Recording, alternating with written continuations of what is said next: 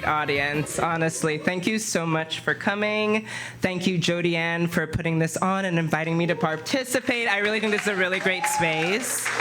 Thank you, Angela, for that very hilarious reading before. I know we're all going to go home and watch some Prince music videos. Thank you, Den, for just everything that you are and everything that you do. I am not an essayist or a nonfiction writer by any means. I actually hate it. I hate letting everybody know I have feelings. But when Den asked me to, if I wanted to contribute, I was like, well, this is kind of amazing. I want to be a part of this. And so I'm going to read from it. It's the first time I've read in a very long time. Yeah, so if I'm a little nervous, that's where it's coming from. And then it's also just like super personal all the time. So I think that's it. There's a small content warning for child abuse just in the beginning. And then, yeah, okay. It's called Futures. When I was a child, the future was a survival tool.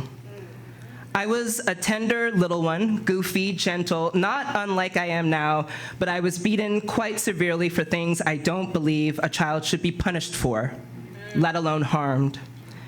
As an adult, I am acutely aware of the abuse I suffered as a child, that there are only a few spots on my body that haven't felt someone's rage, the force of a palm or the stinging kiss of a silver belt, and how devastating it is that even my face is no stranger to brutality. That on 2 separate occasions, I can recall a hand cocked back, delivering a blow that still reverberates through me like a long wail that only I can hear. Yet this isn't an essay about my trauma, I don't think. When I was a child, the future was a survival tool. Whenever I had trouble falling asleep on the twin mattress that I shared with my sister, I imagined the mansion I would one day own, its king-size bed and its verdant garden and the leggy palm trees that overlooked my large tennis court, where my husband, olive skin, green eyes, so classically handsome he doesn't need a personality, would play tennis in the mornings. Right? My husband and I had 3 kids, 1 boy, 1 girl, 1 surprise, all wavy brown hair and brilliant white teeth. This remarkably anodyne fantasy lulled me to sleep quite easily. In the morning, I would wake with little memory of that family or our time together, just the cloying sweetness of something that I might one day taste. Then, with my eyes still blurry from such deep slumber, I would be forced to be a child again, bow-legged and ashy-kneed. Everyone told me I was a girl, but I never acted like one. I was stocky. I ran through new school shoes every few months, 1 semester even. Tiring of how often I needed new shoes, my mother refused to buy me a new pair, and I was forced to walk around for several weeks with shoes that looked like open, hanging, desperate mouths. Everywhere I went, those broken shoes made this awful clack, clack, clack sound. Their broken jaws just clack, clack, clacking against my feet. My friends would snicker, my teachers would snicker. Their laughter is another shame that has built a home in me. I also developed breasts before many of my peers. I tried to hide them by hunching my shoulders and wearing baggy dresses, tactics I suppose I still use now. My mother employed a different tactic. One afternoon, she dragged me to the mall and forced me to try on training bras. While my mother chatted with the salesperson about my developing breasts, the awkward, perky shape of them, and how expensive it was to raise children in this economy, these 2 strangers gossiping like old friends, I struggled with this ugly, white, strappy thing suffocating my chest. I knew something was changing, that I would be treated differently from then on, but I couldn't have known that I would grieve this change long after we left the mall, and longer still after we returned home to that yellow house with the orange carpet and the bars on all of its windows. I hated those bras, mostly because no one else my age wore them, and so adults, my teachers, my mother's friends, would comment on the straps that would peek out from the neckline of my school dress. These weren't sexually inappropriate comments, at least not that I recall, more like shock or confusion that at such a young age, I was only 8 or 9, my body was already unruly, unknowable, a dark, earthy forest that needed to be tamed, burned if need be, and cultivated into the exact opposite of what it wanted to be. These adults and their comments incited such a burning revulsion for the instruments that would be used to contain me, that without my mother knowing, every day I would pull down the bra straps in a bathroom stall before morning class and wear the bra like a rubber band around my stomach throughout the school day.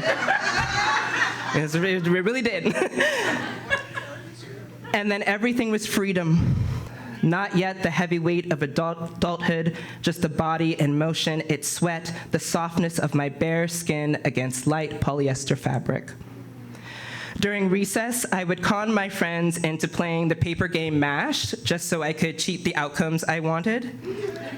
Other days, I would do palm reading sessions where I asserted psychic authority over the ridges and etchings of my friends' palms, how long they would live, how successful they would be in their careers, whether they would get married till death do them part. My own palms tell 2 radically different futures.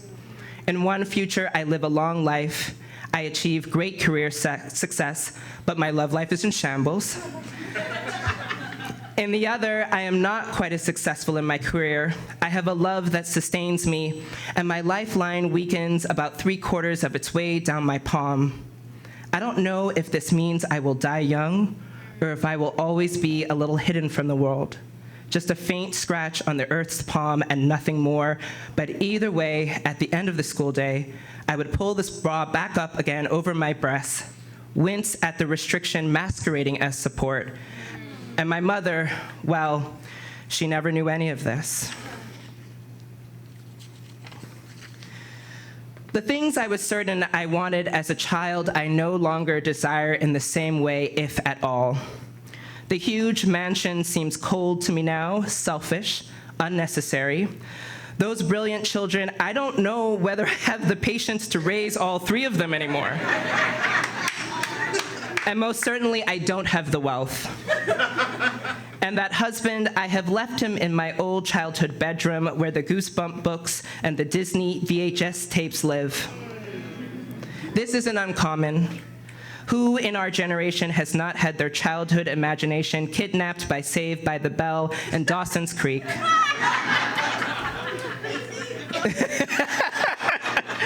But it surprises me nevertheless how different that childhood vision is from what my life turned out to be. How many futures have I imagined for myself? And how many have I lost? How many more will I lose in this lifelong pursuit of growth and self-discovery? For my own survival, I have to believe I have a future. I wish I could have seen Alicia Wormsley's famous billboard, "There are Black people in the future," when it was first installed in 2017. Before it became a rallying cry or a shorthand for hope, to have experienced it as one single breath that inspires the next. The original billboard lived in East Liberty, a neighborhood in Pittsburgh that I have never visited, and so I do not know its textures or its edges, the people who defined it, and those who attempt to redefine it, but every American neighborhood is remarkable and unremarkable in that their histories overlap. So when I imagine what it would have been like to see the original art piece, the street is always empty, free of people and cars and the noises that are produced by them. And this is not a failure of my imagination, I don't think, or a vagueness that needs correction, rather a state of mind I'm trying to achieve, a meditation. In my imagination, I am alone, as I am often alone on walks. I am wearing a comfortable sweater and breathable pants and shoes that are beginning to fall apart. The weather is cool, but not obnoxiously so. The sky is a deep black, throbbing like my skin on the nights when I don't know how to soothe it. There is a street light, for how else am I to see where I'm headed, and its amber glow befriends a sadness in me that I rarely acknowledge. I would probably be preoccupied, as I'm often ruminating on the things I should have said, the people I should have loved more responsibly, which is to say, I would feel something adjacent to loneliness, the contentment of my solitude mixed with the sincere desire for me not to need so much of it. At some point, I break away from my thoughts. Instead of looking behind me, I look up, and there it is in the sky, a beacon and a reminder that I'm never really alone. Bold white letters on a big black backdrop, a statement so simple, I'm surprised that I needed those words to be said at all. And that surprise is what will break me, or rather, the surprise breaks apart the pain I've been suffering and sets it ablaze, so another feeling can be born anew. And suddenly, for the briefest respite, my future is a foregone conclusion and not just an aspiration. By the time I did see the billboard in person, or at least an iteration of it, it was at the Oakland Museum of California a year or two into the COVID pandemic, and it wasn't so much a billboard as it was very large words printed on a very wide wall near the museum's entrance. There were white wound tables and white slatted chairs, most of which were empty except for a middle-aged white guy looking down at his phone. And it was sunny, and I was with my partner, and I was alive, which should have made me feel grateful when so many people were not. But at that point in time, the future just seemed so bleak, I couldn't even bear to look at those words. For what future would my people even be living? Every day that year, I was trying to write my way back into life, back into the optimism that had helped me survive my childhood, and every day I was never quite succeeding. I wouldn't say that the work rang hollow, just that I was hollow and afraid of what the future had in store of me, of whether I could even survive that future when my past, that childhood, had already been so utterly painful. Now, after Trump's re-election, I can appreciate both experiences of this art, the imagined and the real, as imperatives for survival. This is the cycle of living.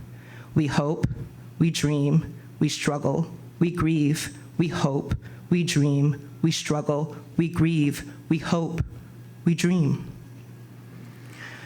During my quietest evenings when I am alone and my skin feels so thin that even the wind bruises it, I wish only to be alive in the future. Because what a privilege it'll be to grow old, to celebrate my 70th birthday in my backyard with my friends who are my family, my sister and her partner, my partner or partners, my children, and perhaps their children if they choose to bring their own little ones into this world. Around us, the hills will be scorched from the most recent wildfire season, the fields bitter and black but not unloving. The earth, I have to believe, will find a way to survive despite the harm that we have done to it, just as I have survived and survive and survive. My family and I will commune in the small garden that we have grown with our bare hands, the bulbs of lettuce, our black beans, the few raspberries we protected from the ravenous birds, pockets of lavender and sweet tomatoes and potatoes. The air will be cool and forgiving. I will feel strong and loved, not for the first or the last time in my life, and won't that be the best blessing? And while my family laughs and exchanges stories that detail all the soft, messy parts of me, I will be distracted, thinking again about this beautiful, cruel world and how I've always wished to leave it in a better state than I received it, but how I've always known quite acutely that I will fail, and I have already failed in most of what I aim to do. That is for my children to achieve, I say out loud, interrupting everyone's revelry. And my adult children will groan and roll their eyes lovingly, because I am always doing that these days, sharing only the last sentence of the epic paragraphs I've written inside my head. In this way, I am realizing the future is both a noun and a verb. Some futures are only possible if I step towards them. To say out loud what I want out of this one precious life with which I have been blessed and burdened, and then to reach for those things, really reach with the full force of my stupid, sentimental heart. Thank you.